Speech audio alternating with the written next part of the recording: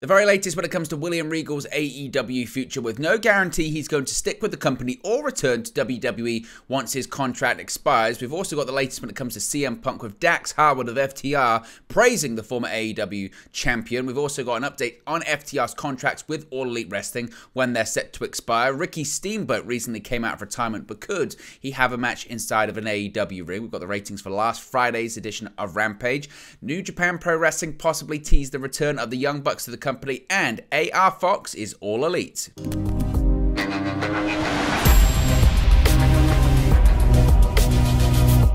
Hey guys, welcome back to Wrestling News 365. Hope everyone is doing very well. As always, there are plenty of news stories to get into in the world of All Elite Wrestling, especially with it being Wednesday. You know what that means. Tonight, live, another edition of AEW Dynamite on TBS. But we're going to start off talking about William Regal. There's been plenty of rumors and plenty of speculation and conflicting reports around the future of the former leader of the Blackpool Combat Club. There was at one point a report that he had a deal that was 1 year in length with AEW that was subsequently clarified and corrected by Dave Meltzer to be 3 years. However, there's still plenty of discussion about, could he go back to WWE? Does he want to go back to WWE? Is he happy in AEW? How is he being used in AEW? Well, rumors surrounded William Regal's future, and they've picked up a lot over the past week or so. William Regal has been more than a welcome addition to the AEW roster, loved by fans and his co-workers alike. There has been nothing but positive praise and things said about Regal coming from All Elite Wrestling. He had recently been playing the role of manager slash coach slash leader, informing and guiding the Blackpool Combat Club. However, that all changed recently at AEW's Full Gear pay-per-view that took place earlier this month. William Regal turned on the Blackpool Combat Club's AEW World Champion representative, John Moxley. Regal sided with Moxley's world title challenger Maxwell Jacob Friedman, MJF, sliding him some brass knuckles as Moxley and the referee were distracted. MJF, of course, used this to his advantage and won the AEW World Championship for the first time in his career. Now, last week on Dynamite, MJF wasn't available. He was actually filming the Iron Claw. So William Regal opened up the broadcast and was confronted by the aforementioned Moxley. As I mentioned, last Wednesday on Dynamite, Moxley and Regal were involved in a very tense in-ring segment where Moxley told Regal to run away and never come back, saying he never wants to see his face round here again. Now, because of the phrasing and because of the words used by Moxley in that segment, and because William Regal pretty much did what Moxley told him to, some fans started to speculate as to whether or not this was legitimately the end for Regal on AEW television and that he may be heading back to WWE.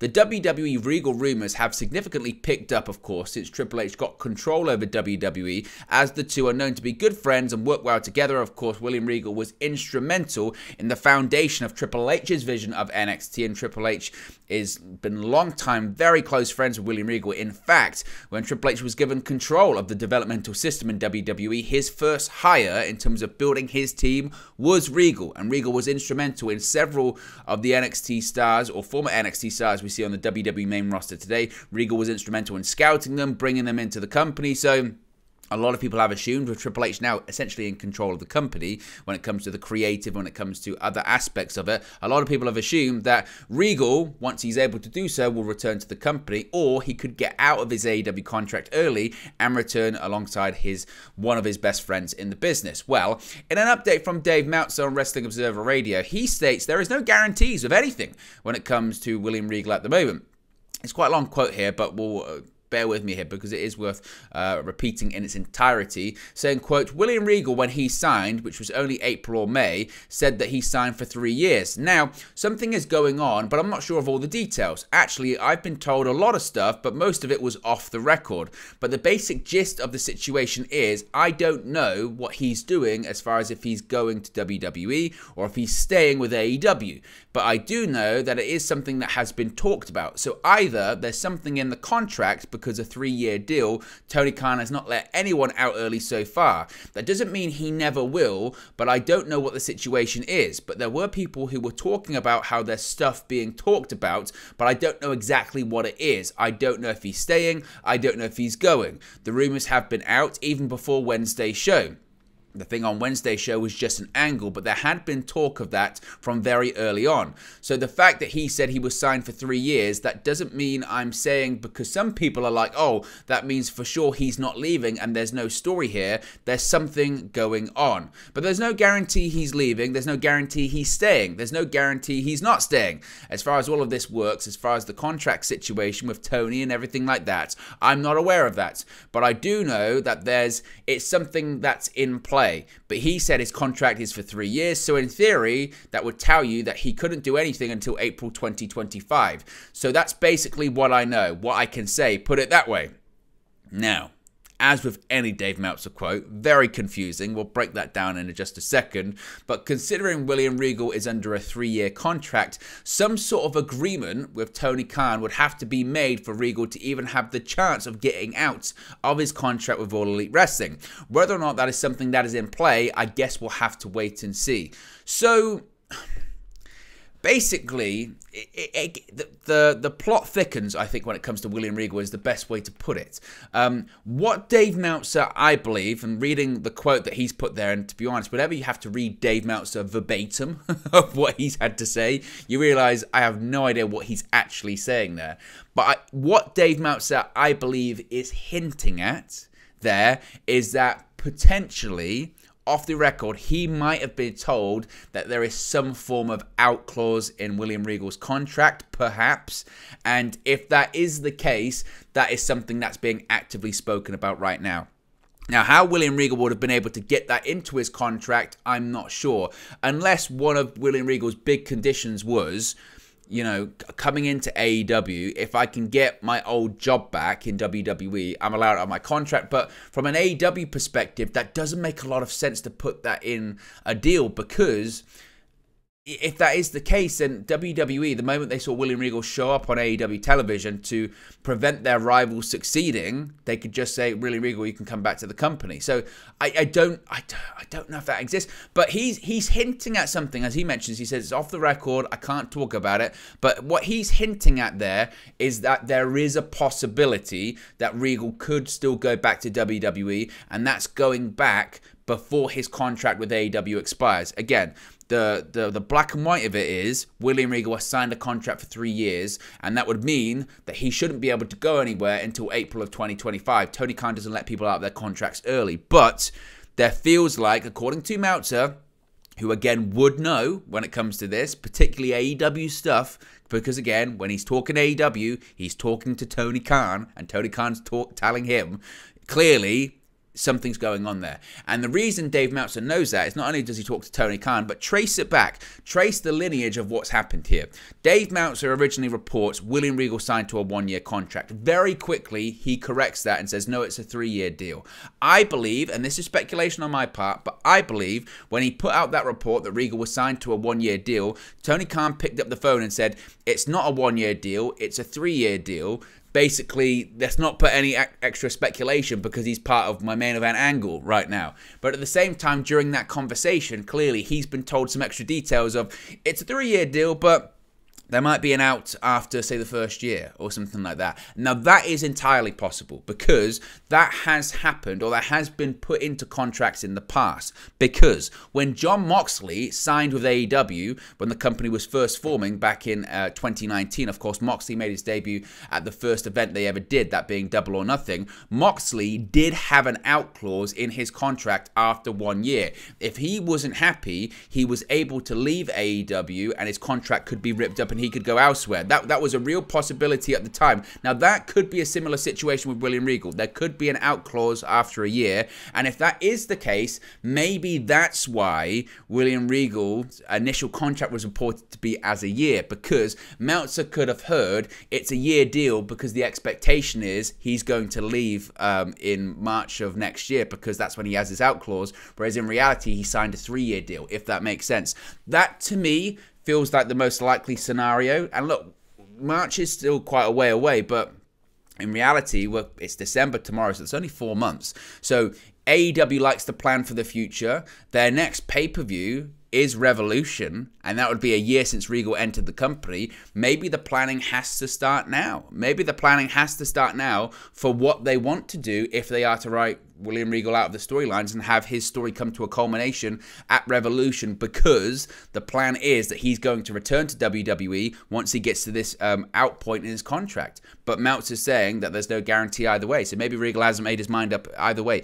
There's something going on. Clearly there's something going on there, and of course, if we get any confirmation on it, we'll talk about it here on the channel. Let's talk about CM Punk. We talk about him all the time, I know, AEW. Oh, and get over it. I hear the cries. But Dax Harwood of FTR, very close, of course, with CM Punk, has been asked about CM Punk. Of course, Punk hasn't been seen since AEW All Out, when we had the post-show media scrum, rant, the brawl, the injury, the surgery, etc., the suspension. Throughout Punk's initial run, though, with AEW, he frequently teamed with FTR, a CM FTR. Speaking with Sean Ross Sapp of Fightful ahead of his match tonight against Bryan Danielson on Dynamite, Dax Harwood of FTR discussed what lies ahead for CM Punk and revealed how the former AEW World Champion conducted himself backstage, saying, quote, "CM Punk, god dang." The same thing as Sasha, a man who obviously has his detractors, and sometimes the detractors, and not just in AEW, around the wrestling world, and sometimes the detractors are louder than him and get their news out more than he does. But again, it all comes from a place of passion. When he first came into the company, I remember talking to Cash and I said, if this MFer comes in and if he says anything to me about how I dress, talking about dress code or whatever, we're going to have a problem. And he came in and he was the complete opposite. He had his door always open, invited people in, watched matches of the young wrestlers that asked him to, stuck around until the end of the show, and anybody that had questions, he would answer the questions. He loves wrestling. He, again, just like me, unabashedly is a professional wrestling fan. Just like Sasha, I talk to him every day. Whatever he decides to do in life, I hope it brings him happiness and joy because he deserves it. Now, as previously reported, CM Punk currently appears unlikely to make a return to AEW unless he makes major amends, and thus the future of his pro wrestling career currently remains uncertain. He undoubtedly still has a love for the business, and it'll be interesting to see his next move within the industry if we get any update on his situation. But it is quite interesting, and you know what, it is somewhat refreshing, I suppose, not to hear something positive about Punk, because we do hear this, like, I mean, the thing is, again, with the media and the reports the way it is, there is a certain group of people, shall we say, that's more willing to talk on the matter than others. And because of that, we do tend to hear more of one side of the story. And look, the Young Bucks side and the Kenny Omega side appears to be the more accurate side, but that doesn't make CM Punk a bad person. And it doesn't make him, universally difficult to deal with. There have been reports that there are some in the AEW locker room that had nothing but pleasant experiences with CM Punk and liked him and are still friends with him. And I think it's important to try and hear both sides of that one. And again, it's almost refreshing to hear something positive about Punk and his tenure within AEW. Now, speaking of FTR, during this interview, Dax Harwood has seemingly confirmed when FTR's AEW contracts are up. Dax Harwood and Cash Wheel of FTR are obviously in the midst of one of probably the most memorable run of their careers at the moment. They're the tag team champions for Ring of Honor, New Japan Pro Wrestling, Lucha Libre AAA, and they're also still under contract with AEW. The duo made their AEW debuts back in May of 2020 and signed full-time deals 2 months later in July. As the 3-year mark is approaching, so too, it appears, are their contracts. Harwood revealed in a recent interview with Sean Ross Sapp of Fightful Select that he believes FTR's contracts are set to expire at the end of April next year, that being 2023. Harwood stated that he's had a lot of conversations about their future with Wheeler as they evaluate their options, including potentially taking a year off wrestling for major companies and just do things that are fun to them. Regarding this possibility, Harwood told Fightful that having the opportunity to work more indies and various companies have led FTR to find out how much they love that landscape. No matter what the future holds, though, FTR are no strangers to competing around the world and winning gold. The duo have held the NXT, Raw, SmackDown Tag Team Championships between 2015 and 2019 before receiving their release in April of 2020. Less than 5 months into their AEW run, they captured their first AEW World Tag Team Championship by defeating the Young Bucks at All Out. Despite achieving their dream of winning the IWGP tag titles, Harwood and Wheeler are still chasing their second reign with the AEW tag titles currently held by the Acclaimed in the company. I get, as time goes on, I do feel like it's more and more unlikely rather, that FTR are going to stay. And it's a strange one because I don't think, because you do have this push, don't you, where it's they're not being used right by AEW, or they could be used better. And I think that's fair to say they probably could be used better. But at the same time, they're holding a lot of bouts. They're the ROH World Tag Team Champions, the IWGP Tag Team Champions, the AAA Tag Team Champions, and all three of those bouts, they won on AEW programming. Make no mistake about that as well. And they're having these fun indie dates when they're managed by Bret Hart, and they had the match with Ricky Steamboat this past weekend. We'll talk about that in just a second. So, to an extent, they are being used well, but they could be used better. I just feel like, given that they've kind of done everything there is to do in AEW, and it doesn't appear that they can do much more, or there is a want within the company for them to do much more, and they're still over as Rover, my feeling is that they'll probably leave at the end of their contracts. Now, as far as them going back to WWE, I think that's a real possibility, especially now with Triple H in charge, and obviously his feelings towards the revival and tag team wrestling becoming more important on WWE television and having great tag teams there like the Usos, etc. I think it's a possibility that they do return to WWE, but I think that idea of them taking some time off and just working at indie shows, I think that's possible too. But I think if I had to edge my bets, I would speculate that they're probably going to return to WWE next year. Speaking of FTR, as I mentioned, they were involved in a match with Ricky Steamboat. Yes, the Ricky the Dragon Steamboat. He made his dramatic return to the wrestling ring this past weekend, wrestling what was billed as his last match. But if AEW President, CEO, and owner of the company, Tony Khan, has his way, that would not be the case. During an interview with Busted Open Radio, Khan discussed whether he'd be open to having Steamboat, who appeared on AEW Dynamite in the past, being used by the company as a special guest timekeeper for the Bryan Danielson vs. Daniel Garcia match back in August, wrestle inside of an all-elite ring, saying, quote, "It's definitely something to keep in mind," Khan said. "I think it's amazing that Ricky Steamboat got back in the ring, one of my personal heroes, somebody who, as a kid and still to this day, was one of my all-time favorite wrestlers. I would love to have Ricky Steamboat back in AEW at any time." Now, Steamboat's last match saw the Icon team with Ring of Honor Tag Team Champions FTR defeating the team of Jay Lethal, Brock Anderson, and a surprise addition in the form of former NWA World Heavyweight Champion Nick Aldis. Look, I did see clips of the match. I must say I haven't seen the whole match. I saw clips, and Steamboat looked way better than Ric Flair did in his last match, i.e. he did not pass out twice and was covered in blood. So I think Steamboat could do if he wants to, but Ricky Steamboat's 70 years old, and it's become somewhat in vogue, I think, for these smaller promotions, these indie promotions or independent promoters, to pay an astronomical amount of money to have these legends come out and have their final match for their promotion or for their one-off event. I don't really have a desire to see it, to be honest. Again, I thought it was fine for what it was, but yeah, I don't have a desire to see that. Let's talk about the ratings for Rampage on Friday, and they continue to get worse, but Rampage was in a different time slot actually on Friday for the Black Friday edition of the show. Per Brandon Thurston of WrestleNomics, Rampage drew 411,000 viewers. This is down from the November 18 edition that drew 445,000 viewers. In the key 18 to 49 demographic, Friday's show scored a 0.11 rating. This is also down from the week prior that scored a 0.14 rating. The special Black Friday program aired in an earlier time slot of 4 p.m. Eastern instead of the normal time slot of 10 p.m. Eastern. The show featured Preston 10 Vance turning heel on his Dark Order stablemates to align with the LFI's Roosh, the Butcher, and the Blade, and help them win a trios main event match against John Silver and Alex Reynolds. Again, what more needs to be said about Rampage? It was never going to do well anyway because it was in the holiday. It's Black Friday. It's a holiday period, different time slot as well, and it was taped. So pretty much everything, all of the above for it to struggle. And look, it's just to show that the audience has been conditioned not really to care that much about, and that's what reflects in the ratings ultimately. Could the Young Bucks be going back to New Japan Pro Wrestling? Well, a New Japan Pro Wrestling star has teased the potential Young Bucks return to the promotion. New Japan Pro Wrestling is currently hosting the 2022 edition of their World Tag League and Super Juniors Tag League. Unlike this year's World Tag League, the Super Junior tournament features the current IWGP Junior Heavyweight Tag Team Champions TJP and Francesco Akira, known as Catch 2-2 of the United Empire. Catch 2-2 currently stand atop of the standings of the Super Junior Tag League with 4 other teams. On November 24, New Japan hosted a virtual meet and greet with Akira and TJP as the focus. The duo were asked to name some tag teams they would like to face. Akira answered, "I mean, Kenny Omega is coming to take a lot of beating from Will Ospreay, so why not bring the Young Bucks to also take a loss from us?"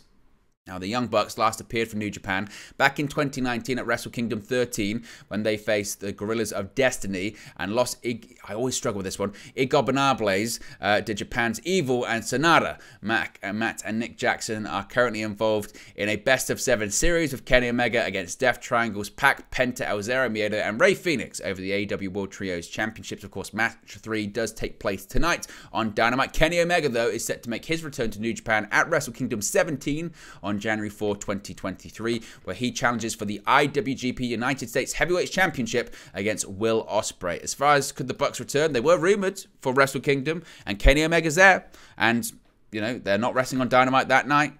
It would be possible. Finally, AR Fox is All Elite. AEW President Tony Khan took to Twitter this evening, posting out the following message saying, quote, "Congratulations, AR Fox. You are officially All Elite. See you in Indianapolis on TBS at Wednesday Night Dynamite at 8 p.m. Eastern, 7 p.m. Tonight as well." So there you go. AR Fox is All Elite. He obviously was teaming with Top Flight last week, and congratulations. He's had a long career and now finally made it to a big promotion, so congratulations to him. Be sure to smash a like on the like button, guys. Be sure to subscribe, bottom right-hand corner. Let me know your thoughts on today's AEW news stories in the comment section below, and I'll speak to you again very, very soon. Hey guys, thank you for watching, listening, streaming, or however you come across this video today. Be sure to click on the video on the right there to watch our next video, or click the bottom there to subscribe, or the bottom right hand corner. Thank you very much, and I'll speak to you again very soon.